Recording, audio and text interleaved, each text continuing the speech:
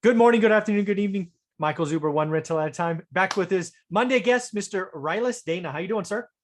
Hello, awesome. Always good to be here. Yes, I love our discussions because depending on the week, one topic might be Rylas, the attorney, the estate planner, all of that. And the other one might be Rylas, the investor. Today, it's going to be Rylas, the investor. So as I understand it, you have been looking for investment properties in Tempe, Arizona. And here recently, you have noticed that Opendoor might be flooding the market. So I'm just curious, what are you seeing in real life today as you evaluate Tempe? Yeah, so I enjoyed your conversation with Laura Morby, who's one of our, Phoenix realtors, and Top 1%. yeah, and then also, she worked with Opendoor, with her husband's company, so she really knows the background. But it's interesting. So as you guys were talking, I think she was pulling up the listings right then. Yep, right then. And she was saying it's not all of them are coming up under Opendoor. So they have their own brokerage, Opendoor. And then, so what I've been doing, so like you, Michael, I'm trying to find my deal before the end of the year. I'm trying to find that motivation. Yeah. So I've been looking at old listings in a certain zip code, things that have been on the market more than 60 to 80 days. So your buy box. Yep. But I've been skipping the Opendoor ones because they're not a real person, right? I'm looking for a person. Okay. All right. And I've been skipping the Opendoor listings. But I found a couple more, and it turns out that these were also Opendoor listings. Interesting. So I've had a couple conversations with agents. I found some people that just aren't motivated. They just don't care, right? They just kind of have it listed, and whatever, if it sells for this price, great. Yep. If not, who cares? Okay. So, yeah.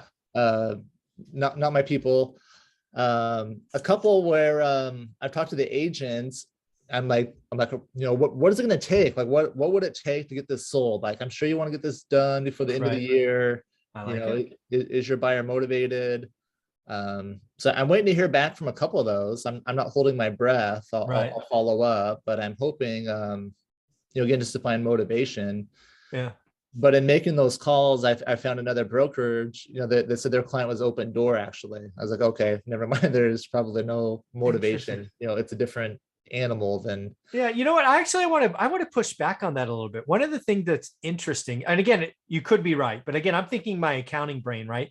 Because again, just like businesses have quarters, right? Opendoor needs to show, activity. And I wonder, they may not be emotionally invested. A lot of times when you get the seller that says, hey, it sells at this price or it doesn't, that's an emotional, like that was where my babies were raised, or that's where my wife and I first, whatever it is, right? I'm wondering if Opendoor is not emotional. Because one of the things that I had great success with in the last crash was buying from businesses, because to them, it was a line on an Excel spreadsheet. And I bring this up because, again, that conversation with Laura Morby 2 weeks ago, where she pulled up, I'm going to go from memory here. It was like 11% of the market in certain zip codes was Opendoor, and that is not normal. I'm wondering, Rylas, if Opendoor is like, dude, we got to sell some of these before the end of the year. You might want to throw out a low ball offer just to see if you get a counter. I bet you get a counter quick. Yeah. I think that would be a good strategy. I have had legal clients that have purchased properties that way. Okay. From the iBuyers. I don't remember if it was Opendoor to be exact, but some of the other ones where he made a low offer and was surprised. I really think if I was in a market where Opendoor or Zillow was exiting, and again, you can know they're exiting. Again, go watch the interview with Laura Morby last week, where she pulled up the listing and she was visibly surprised at how many listings Opendoor had. I would be, my standard operating procedure last time was to offer, I think it was 12% under list, because that's what they would accept. Right. So you might want to take a shot. I would guess if I was Opendoor, because again, Opendoor is like all my sales teams ever. There's some guy at the top, then there's directors underneath them, or VPs and directors and people. And they're talking every day. How many got off the books? How many off the books? How many off the books? And as you get closer to the end of the year, they might be open to, well, if you really want to get rid of this one, here's the number. So if you're fishing where Opendoor is today and they got a lot of listings, start writing lowball offers. Let's see what happens. Yeah, I'll see how 12% pencils out. Yeah. But a lot of these are like the really crappy remodel that you can tell, right? It's the Well, the then maybe subpar it's eight. remodel. Yeah, maybe it's and, 18 or something. But yeah, it's write the numbers that make sense to you. But I would challenge you. I would write 2 offers today on Opendoor listings. That makes sense for you, right? If they don't make sense, they never make sense to buy. But know your buy box, which you do. Write the number so it's a good or great yield. But I would not ignore Opendoor. I think Opendoor might be like the perfect seller because they're non-emotional. They've got 1,000 homes, and all they're doing is how many got off the books, how many got off the books, how many got off the books. I don't think they actually plan to make money. I think they just want to clean the books. It could be perfect for you. Yeah, it could work out. I'm really looking for like seller finance deals though, or sub Yeah, two. So that's yeah. why on the corporate they don't fit my box as No, much because that's they're true. Yeah, if you want seller financing or sub 2, yeah, they're. I'm not. I suspect that Opendoor doesn't even have mortgages. I would suspect they're all Yep. cash. yeah, probably are. So Yeah, I mean, you could try seller financing, but I don't suspect they would go for that, right? But again, it's an asset. They could sell it. I don't know. Yeah, I think you're right though. I don't think they go for that. yeah. So I'm building a new website, rilistana.com, Mhm. that just kind of encompasses everything that I do, right? That Awesome. shows where I practice law in Arizona and California. Uh-huh. I help attorneys through Mott Legal. And then I'm also building out a website for Mott One. So like a cash buyer website. Oh, nice. So I view that as a way just to kind of input leads, right? So Right. if things come in through my law firm, I can say, yeah, enter the address here. Nice. Now you And said Mott One is in one the number or one is in like I win. one ONE, Okay, so the right? number. Like all together, like Got it. one, like is where that comes from. Oh, nice. Okay. Yeah.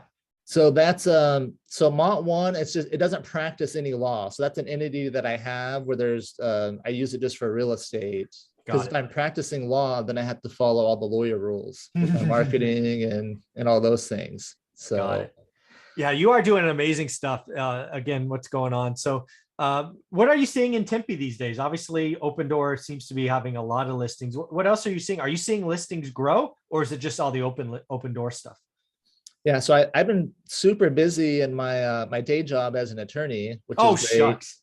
So as I've been looking just kind of like the end of those listings, right? Right. Seeing what's six for 60 to 80 days. And things are actually moving though, is what I'm seeing. When I Okay. go back a week or two later, there still is some movement. Mhm. So things are selling. Right. There's been a lot of price adjustments. Yeah, that's the real estate slowdown. More listings, silly prices, days on market up, then price adjustments. That's how this slowdown is going to happen, folks. So I'm seeing a little bit of it, meaning where there's more price decreases Mhm. and just more days on the market, but Yeah. things still are moving. Yeah. And then what in the Tempe market, what's considered a decent yield? Are you talking 5, 6, 7%, or you haven't gotten to that level yet? So I'm basing it on seller finance deals, right? On what I can Yeah. what I can do that way. Okay. So there was a good lead that just came through my law firm. The one so the lady I was just meeting with, she's trying to sell her house. Okay. Her son's living there. Mhm. And this is one in Tempe as well. Oh, So it meets nice. my buy box. There you go. But her son's been living there and renting out all the rooms. Room hack. Okay. And there's kind of a few levels on this. And it's her separate property.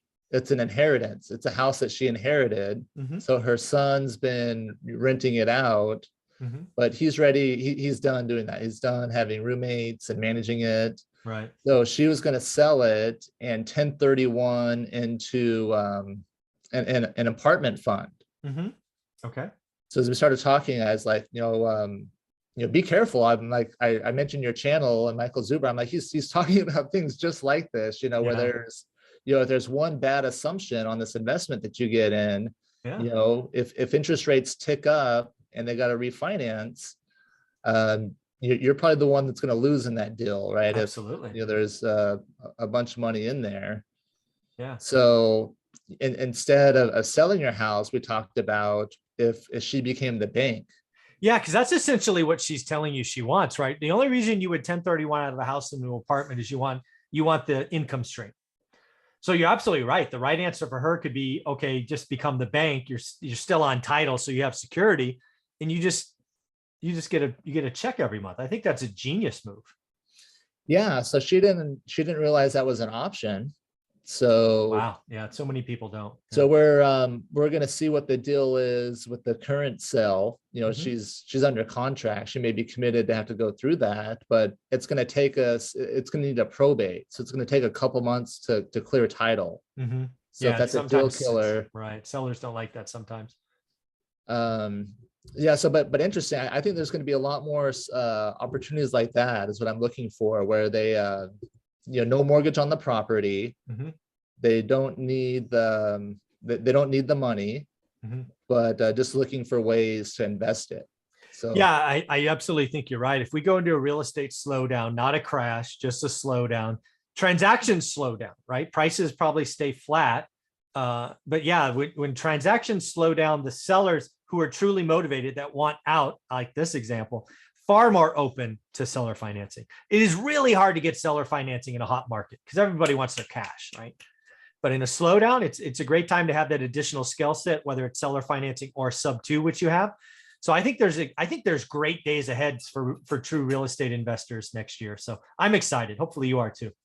yeah, very excited. So yeah, I've been doing my homework, watching this channel, the studying, and just seeing things line up and line up. Yeah, So it's just it's more and more coming. opportunity. Yeah. Exactly. It's gonna be a great time to be a real estate investor next year, I believe. 2020 was really tough, no inventory. 2021 was pretty hard, but not as bad. I think 2022 is when we turn the corner and we could go get good deals, seller financing, sub two, all these other ways. You're actually going to be able to find a motivated seller, which has been really hard to find the last couple of years. So, Rylas, how can people find you as an investor or as an attorney? So my Instagram is at Rylas Dana, so you can go there, and then that has links to all my other websites for my law firm or my investor stuff. Very cool, man. I appreciate your time every week. Thank you very much. All right, thanks for having me.